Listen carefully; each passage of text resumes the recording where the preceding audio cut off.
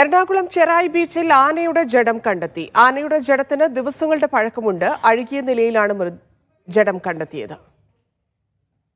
മോസന ആസു ചേരുന്നു. മോസന, ഇത് എവിടുന്ന് ഒഴുകി വന്നതായിരിക്കും?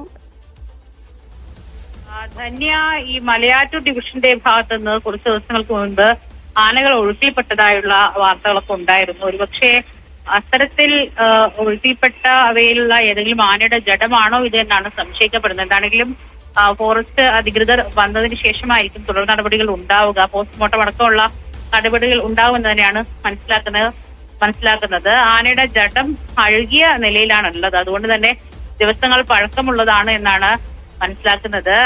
ബീച്ചിന്റെ കുറച്ച് മാറി കറ്റാടി മരങ്ങളൊക്കെ നിൽക്കുന്ന ഭാഗത്താണ് ഈ ജഡം 4:30 മണിയോടുകൂടി അടിഞ്ഞു വന്നത്.